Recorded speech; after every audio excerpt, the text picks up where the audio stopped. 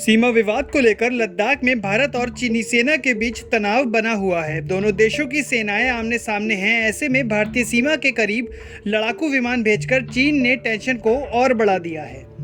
चीनी सेना ईस्टर्न लद्दाख के पास अपने लड़ाकू विमान उड़ा रही है। बता दें कि यहीं पर होतान गरगुंसा के पास चीनी सेना पीएलए का एयरफोर्स बेस है।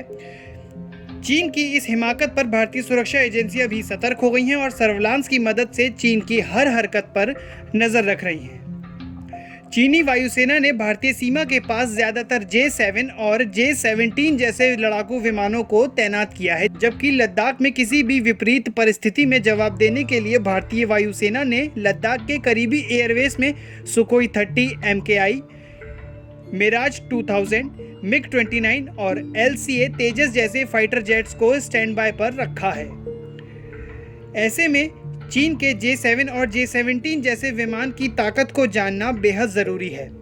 चीन का J-7 सिंगल इंजन और कम वजन वाला फाइटर एयरक्राफ्ट है, जिसे चीन की ही कंपनी चेंगडू एयरक्राफ्ट कॉरपोरेशन ने बनाया है।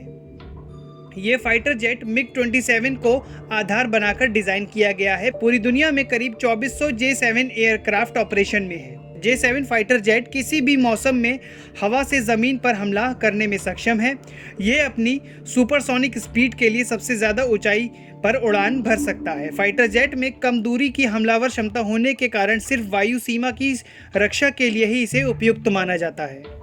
अब बात अगर J-17 फाइटर जेट की करें तो ये सिंगल इंजन और कम वजन वाला बहुउद्देशीय लड़ाकू विमान है, जिसे चीन की कंपनी चेंगडू एयरक्राफ्ट ने ही बनाया है और 2003 में इसका निर्माण किया गया था। 2007 से ये चीन और पाकिस्तान समेत कई देशों की एयरफोर्स का हिस्सा है। इसका परिचालन दायरा 1352 किलोमीटर है। विमान का वजन लगभग 6411 किलोमीटर है और ये हथियार सहित कुल 12,474 किलोग्राम भार लेकर टेक ऑफ करने के लिए सक्षम है। J-17 फाइटर जेट मध्यम दूरी की हवा से हवा में मार करने वाली missile MRAAM, satellite guided bomb, gravity bomb, anti ship missile, anti radiation missile, rocket launcher से लैस है। J-17 fighter jet NRIET KLJ-7 radar से लैस है। KLJ-7 रेडार ट्रैक के स्कैन मोड से मध्यम विजुअल रेंज BVR से दूरी स्थित 10 लक्ष्यों को ट्रैक कर उस पर हमला करने के लिए सक्षम है। ऐसे ही खबरों के लिए जुड़े रहे हमारे साथ इंडियन क्राउन न्यूज़ पे।